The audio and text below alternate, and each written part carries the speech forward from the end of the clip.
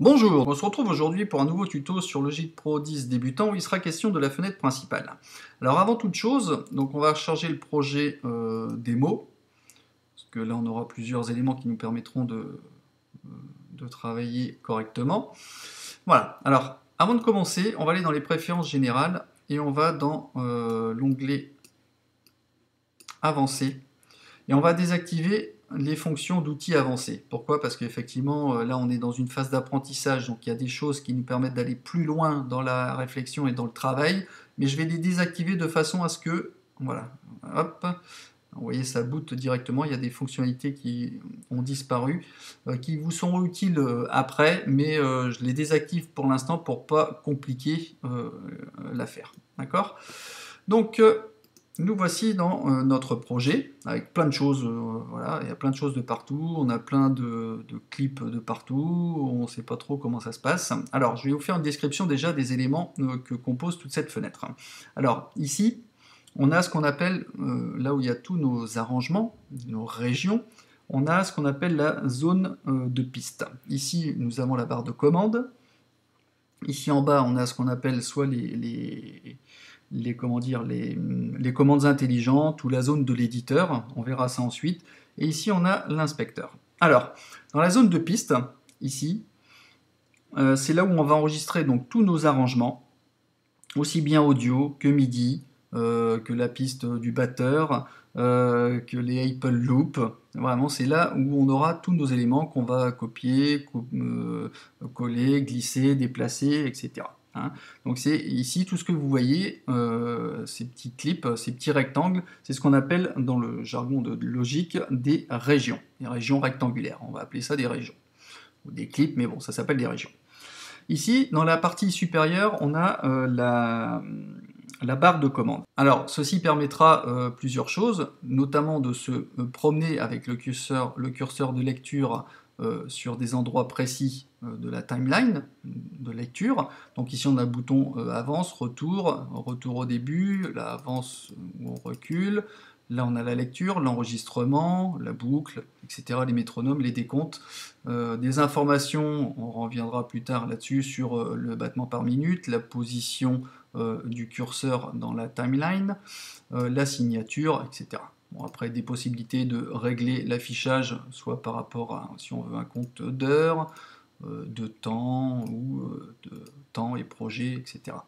Donc ça, on a un petit écran digital, on y reviendra si vous le souhaitez. Ici, on a la zone de volume général de lecture. Et ici, donc, des petites choses qui sont assez importantes. Alors, ici, la première chose, quand on clique dessus, on a accès à la bibliothèque. Donc la bibliothèque, c'est ici on va retrouver tous les instruments MIDI qui sont regroupés par thème. Alors tout ce qui est percussion, voice, performance, voilà, des outils studio. On a des sous-dossiers, tout ce qui concerne les strings, les keyboards, avant, brass, etc. Tout ce qui est instruments acoustiques, expérimental, ancien. Alors on peut aller, on a vraiment énormément de choses. Alors suivant effectivement les pistes, là je vais aller sur une piste MIDI, sur les pistes d'effets. Ici on va avoir, donc sur une piste audio, on va avoir des réglages d'effets plus ou moins variés en fonction de certains styles. On a des possibilités de recherche également. Là on a sur le percussion, je vais revenir sur un instrument, voilà, un instrument MIDI, un instrument logiciel comme on appelle. Donc là, pareil, on a plusieurs variantes, des drum kits, des guitares, acoustiques, électriques, maillées, tout ce qui concerne les parties orchestrales, des variantes de piano. Ensuite, ici, on a des variantes de synthé avec basse, lead, pad, etc., etc. On a vraiment plusieurs choix possibles. Tout ce qui est ancien orgue, les B3, des variantes de piano, des instruments du monde, toute une palanquée aussi d'instruments d'arpégiator, acoustique, basique, et tout ce qui concerne ancien, c'est-à-dire tout ce qu'on va récupérer d'avant, des instruments de GarageBand avec des drum kits, avec les jam packs que vous aviez avant ou que vous avez maintenant. Donc vraiment, on a vraiment un choix énorme. Donc tout ça, c'est dans la bibliothèque. On a la possibilité évidemment de chercher l'instrument que l'on souhaite directement. Si je veux, je sais pas, un lead, tout ce qui concerne les leads, hop, ben voilà, il me référence, il me répertorie tous les noms dans lesquels il y a lead. Bien évidemment, il ne faut pas oublier de l'enlever si on veut revenir au menu principal. Voilà, donc ça c'est la bibliothèque. Alors ici, on a le i de inspecteur. Alors on fait apparaître ou disparaître. Inspecteur, alors vous voyez qu'on a des informations, ici de région. Alors pour rendre muet, mettre en boucle, quantifier par rapport au clip, des réglages qu'on peut faire par rapport au clip. Par rapport à la piste, sélectionner un canal, l'icône, etc. Enfin, on peut vraiment choisir là ce qu'on veut. Et ici, on a donc des tranches de piste. Donc c'est ici où on va modifier les paramètres, donc comme j'ai dit, de région et de piste au-dessus, et les tranches de console. Ici on a la console, donc la tranche, la piste elle-même, la piste principale, et ici la piste de sortie, sur laquelle on a bien sûr notre instrument avec des effets accompagnés. On y reviendra ultérieurement. Ici on a donc, je l'avais caché tout à l'heure, le point d'interrogation qui vous permet d'avoir des informations quand vous promenez, un peu comme sur Ableton Live, qui vous donne des informations sur là où vous pointez votre souris. Là, je vais aller sur une piste ici. Là, j'ai une piste audio. Il me dit que c'est une piste audio. Ça, c'est une piste audio aussi. Parce que j'ai des pistes... Ça, ce sont sur les dossiers. Je crois que je dois voir ici, j'ai une piste MIDI. Voilà, donc là, j'ai une piste... Ici, j'ai une piste audio. Ici... j'ai une audio aussi, ici j'ai une MIDI. Donc là, ça vous donne des informations sur plein de choses, là sur l'affichage, là sur tel ou tel paramètre. Donc ça nous donne des indications. On le désactive en décochant le point d'interrogation. Ici, vous avez, alors là, il est désactivé, ici, il est activé. Alors ça, ce sont ce qu'on appelle les smart controls. Ça vous permet tout simplement d'accéder rapidement à l'essentiel des fonctionnalités, soit d'un son, d'un instrument, soit d'un effet.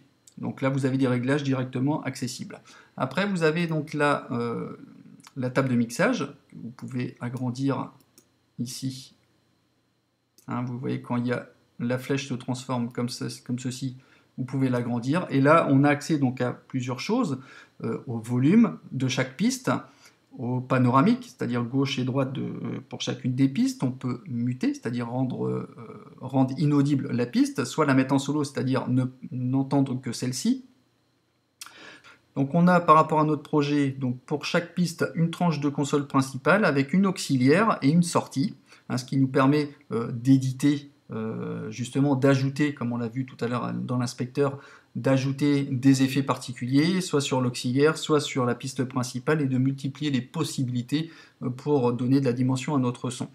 Après, on a l'éditeur. Donc l'éditeur, il varie en fonction de ce qu'on sélectionne. Si c'est une piste audio, on va avoir un traitement audio. Si c'est une piste, je double-clique sur la région donc MIDI. On va avoir des notes MIDI que l'on pourra bouger, corriger, quantifier, c'est-à-dire remettre dans le timing si on a fait un enregistrement, qu'on s'est trompé sur quelques notes. Ici, on a l'éditeur de partition qui va générer une partition en fonction des notes MIDI jouées. Après, ici, nous avons donc une note. On peut aller dans l'édition, et ici, on a des informations sur l'auteur. On peut rajouter donc du texte, voilà, test, commentaire. Si vous voulez partager, par exemple, un projet avec quelqu'un d'autre que vous l'envoyez, vous pouvez lui laisser des instructions ici. Là, vous faites terminer. Ici, on a donc le navigateur de boucles, ce qu'on appelle les Apple Loop, qui sont déclinés de deux façons, ici en vert ou en bleu. En vert, ce sont les boucles MIDI. En bleu, ce sont les boucles audio. Et vous pouvez filtrer, donc suivant certaines, alors soit avec un mode de recherche comme ceci, soit un mode de recherche global. Vous cliquez sur ce que vous souhaitez. Par exemple, je veux des basses avec style acoustique. Voilà, il vous filtre les résultats en fonction de ce que vous demandez. Et le résultat est mis donc en fonction par exemple d'un tempo, suivant une clé, suivant enfin plusieurs choses. On a la possibilité de préécouter avec un volume plus ou moins important la boucle que vous avez trouvée. Vous pouvez décocher ce que vous souhaitez ici et chercher, par exemple, je ne sais pas, je veux une basse, par exemple. Voilà, une basse. Voilà, il va me chercher toutes les boucles qui contiennent le mot basse. Après, libre à vous de choisir en fonction du tempo, de la clé, ce que vous souhaitez, pour aller l'importer dans votre projet. Donc ça, c'est assez intéressant. Et ici, en dernier, vous avez les médias, où là, vous avez la possibilité, par rapport à votre banque, aussi bien audio que vidéo, d'importer des clips dans votre projet. Voilà, donc c'est à peu près tout. On reclique pour désactiver, et on décoche ce qu'on ne veut pas voir, tout simplement, pour libérer le visuel.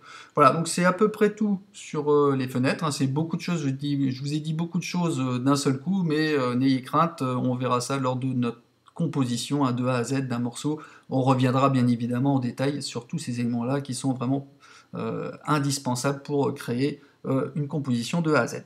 Voilà, bon bah j'en ai terminé avec ce tuto sur la partie fenêtre principale et je vous donne rendez-vous pour un tuto suivant. Allez, à ciao!